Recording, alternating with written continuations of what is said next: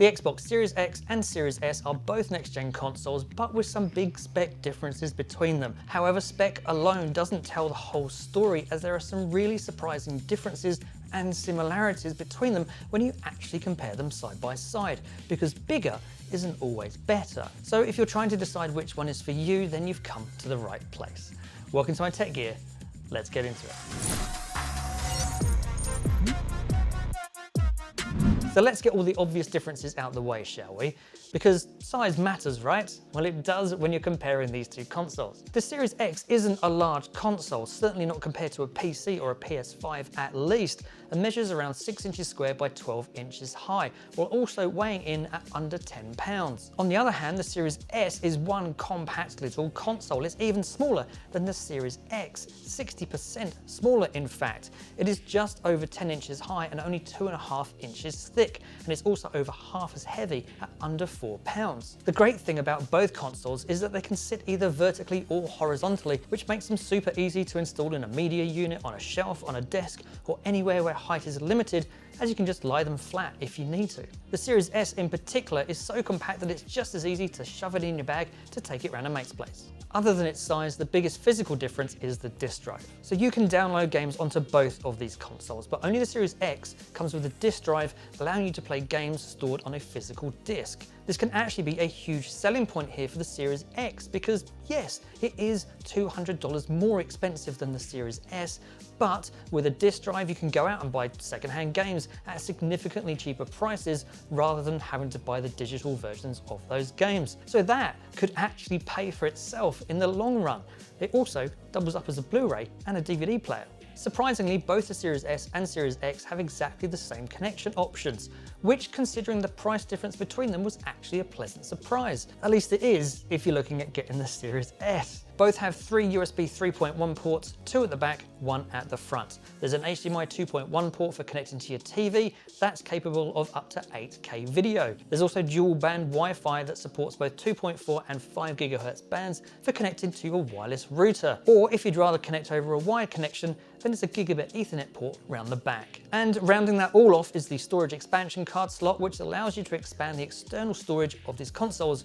More on that later. Now let's get the on-paper technical specs out the way before we dive into some real-world testing. First up, similarities. Both of these machines run almost identical AMD Zen 2 CPUs. And to be honest, that's pretty much where any similarities end. The Series X has 6 gig more RAM, 16 gig versus 10 gig on the Series S. And the memory is over twice as fast too. The Series X has 3 times the GPU, or graphical processing power, of the Series S. The Series X has twice the amount of storage too, 1 terabyte versus 512 gigabytes. Now, whilst both consoles can run games at 120 frames per second, it's only the Series X that can run games at true 4K, with the Series S running games at 2K or 1440p. Plus, the Series X comes with a disk drive, whereas the Series S is a digital-only console. This is all starting to paint a pretty bleak picture for the Series S, right? Well, you do pay for that performance difference. The Series X is $200 more expensive than the Series S, with the Series X costing $499 US and the Series S only costing $299. So does paying that extra $200 mean that the Series X can run games 3 times quicker, load games twice as fast, and run all games at 4K and 120 frames per second while storing twice as many games as the Series S? Absolutely not. Actually using these two consoles in real life tells a very different story. Let's look at load times. Now, whilst the size of the internal storage on the Series X is more than the Series S, they both have the same speed solid state drive. So in theory, the load times should be pretty close. So it's going to be interesting to see whether the faster CPU and memory in the Series X really makes a difference to the load time between these two. So both load times are pretty much the same. There really isn't much of a difference here, at least not one that most care about. Both of these consoles also have quick resume, which allows you to jump straight back into a game that you recently played with dramatically faster load times. Is there any difference between the two consoles here? No, not really. Back into a game in seconds, and that is crazy fast. Now, supported frame rates and resolutions is where things can get a little confusing. Technically, both the Series X and Series S support 120 frames per second gaming. The Series X does that while supporting up to 4K resolution, whilst the Series S supports up to 2K resolution. It's that up to part that's important though, because what Xbox doesn't tell you is that there are actually very few games that run at 120 frames per second at max resolution on either console. Games like Ori and the Will of the Wisps can run in 4K at 120 FPS on the Series X, and the platformer looks gorgeous for it, but it's easily the exception here rather than rule. Typically, it's a trade-off. First-person shooters will often sacrifice screen resolution in order to maintain faster frame rates, such as Gears 5. It will run in 4K at 60 frames per second in the campaign mode, and then drops the resolution in multiplayer mode so that it can run at 120 frames per second. More open world games, on the other hand, often favor screen resolution to give you better graphics, but at the sacrifice of a lower frame rate. Forza Horizon 5, for instance, can run at 4K on the Series X, but at only 30 frames per second. The Series S is also capped at the same frame rate, but its display has to drop down to 1080p. So yes, both consoles run at 120 frames per second. Sometimes. And yes, the Series X runs at 4K. Sometimes, but rarely both. This isn't unique to the Xbox here either. The PS5 has similar trade-offs, and gaming PCs have been doing this trade-off for years. In general, most games on the Series X run in 4K at 60 FPS, whilst the Series S run games at 60 FPS in 1080p. So yes, on the Series X, the graphics do look a little better with slightly more detail in them when you look close. But with both consoles generally playing games at the same frame rate, this means that at sensible viewing distances, it's really hard to tell the difference between these two. And that brings me on to my next point, your TV. Because there is no point in worrying over max frames per second if your TV can't handle it. For 4K 120 FPS gaming, your TV will need an HDMI 2.1 port for the Xbox to connect to, and you need to check that your TV can actually handle 120 FPS, as many TVs can't. I upgraded my TV for this very reason, and I am currently running this plugged into a Samsung QN90B TV. Now this is an OLED TV, but it's rather a QLED TV, which I got for a couple of reasons. One, QLED TVs run brighter than OLED ones, and so are better for brighter rooms like this one. And two, it was cheaper, and it's also great for movies too. The user interface is a little bit clunky, and I do prefer Google TV, to be honest, but it does the job. And if you're wondering about noise and temperatures, well, for the whole of this video, these consoles have been on, and they've been on for about a couple of hours as well. So if you can't hear them in the background now, that does give you an idea of how quiet they are. I'll actually go dead quiet now so you can see if you can hear them.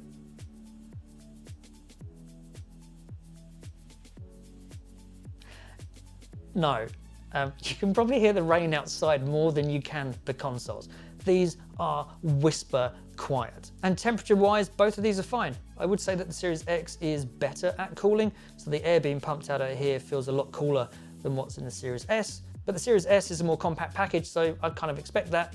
Neither of them affects the performance of either. So the Series X has twice the storage of the Series S, 1 TB versus 512 GB. However, that doesn't mean you can actually use all that storage, or that you can store twice as many games on the Series X. Two things impact the number of games that you can store at once. One, the operating system.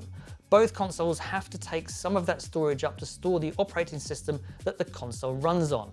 So after you take that into account, you only have 802 gig of usable storage left on the Series X and 364 gig left on the Series S. Two, the size of games, as not only does the size of each game dictate how many games you can store in total, but the size of the same game on each console can differ too. So on a Series X, Gears 5 takes up 72 gig of space. However, as the Series S doesn't support 4K, game developers can emit 4K textures when downloading the same game onto a Series S. So on that console, Gears 5 only takes up 55 gig of space. So if you use that game as a reference, the Series S is only able to store about 6 games before running out of space, while the Series X will do likewise once about 11 games are installed. Now, there are games that are a lot larger than that though. Destiny 2, for instance, is 131 gig on both consoles. So on a Series S, you can only store 2 games before running out of memory, and even on the Series X, you can only store 6. So either way, both consoles are going to need more storage at some point. The cheapest option is to get an external USB hard drive, preferably 4 terabytes or higher, which costs around $100, and that gives you plenty of storage for storing games. However, any game that is optimized for Series X and S also requires it to be running on the internal storage of the console in order for you to be able to play it. And this is becoming more and more common. So that could get annoying if you play a lot of different games and you have to keep swapping games in and out all the time. In that case, you can get storage expansion cards that slot into the back of both consoles and expand the internal memory. However, they're not cheap. The 1 terabyte version is $220 US, with the 2 terabyte version costing $400. That's more than the price of the Series S. Any games installed onto these cards though will run as though they are installed on the internal storage, something that games can't do if they're installed on an external drive. So which you get is really going to depend on your particular circumstances. I just have a 4 terabyte external hard drive and I move games around as and when I have to. And that used to be fine, but with games getting bigger and bigger all the time, this is starting to get annoying now, especially on the Series S. So I am looking at replacing it with either a faster external SSD, or I might just bite the bullet and get an expansion card instead. They're just so expensive. I am still hoping that Microsoft makes it possible to easily upgrade the internal hard drive itself in the future, but I'm not holding my breath. The biggest feather in Microsoft's cap and the ace up its sleeve compared to Sony is Xbox Game Pass Ultimate. Nothing else comes close to the variety of games available on this platform. For a low monthly cost, you get access to hundreds of games for no additional cost, including access to games on the day of their release, such as Redfall, Forza Horizon 5, and Starfield. And Game Pass Ultimate also includes access to EA Play. So EA games like Star Wars Jedi Fallen Order, Madden NFL, FIFA, NHL, and others are also all available at no extra cost. And with Microsoft's acquisition of software house Bethesda, massively popular games like Doom and the Elder Scrolls series of games are now also available on Game Pass for no extra cost. And these consoles also have backwards compatibility with Xbox One, Xbox 360, and even original Xbox games. And you also have access to hundreds of games on your PC too for, you guessed it, no extra cost. And seriously, I should stop doing this, but I do promise this is my last point. You also get access to cloud gaming so that you can play Xbox games simply through your PC on a browser without even needing to turn your Xbox on for, I know you can say it with me, no extra cost. So yes, Sony does have a similar service with its PlayStation Plus offering, but it doesn't match Game Pass for its variety and quality of games. At least not yet. As well as gaming, both consoles can also play movies in up to 8K, and both also support Dolby Vision, DTS, Dolby Digital, Dolby Atmos, and high dynamic range video. So if you're streaming videos over Netflix, Disney Plus, or another streaming service, then both these consoles easily have you covered. Now, in order to support HDR, so high dynamic range video, you will need a high-speed HDMI cable, which is included in the box, but only if you buy the Series X. If you get a Series S, the cable in the box doesn't support HDR, so you need to go out and buy one that does, which I think is a little bit sneaky of Microsoft. I do thoroughly recommend doing though if you get a Series S though, as it makes such a difference to the picture quality on your TV. With HDR enabled, your picture quality is so clear and bright. If you are looking for a good HDMI cable, then I would definitely recommend checking out the HDMI cables that I've been using in this video from a company called Fiber. They're not sponsoring this video, but they did send me through the cables to test. Now, these videos do support up to 8K video, 4K at 120 FPS, and HDR. Plus, these are fiber optic HDMI cables. So you can get cable lengths anywhere from 1 meter through to 20 meters with no loss or degradation in signal or no interference. Fiber optic also means that they are super light and super flexible as well. Now, I've been using a 10 meter cable right here, which is obviously massive overkill because the console's right here, but I wanted to test how the longer cables performed, and I've happily been playing in 4K at 120 FPS, and I've had absolutely no issues. So I definitely recommend checking them out. So which should you buy?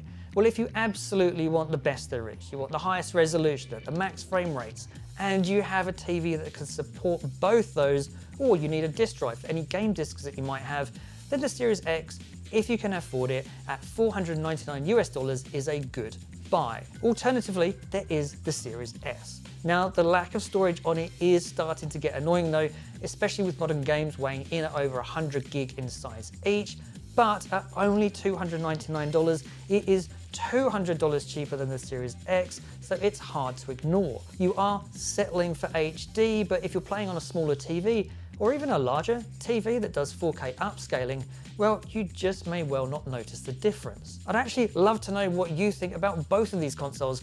Do let me know in the comments down below. I will also put some links to them down below so you can go check them out for yourself. If you want to check out some great accessory ideas for the Xbox that would make your gaming experience even better, then be sure to check out my link up here. I hope this has helped you decide which of these is right for you. Thanks for watching, and as always, I'll see you in the next one.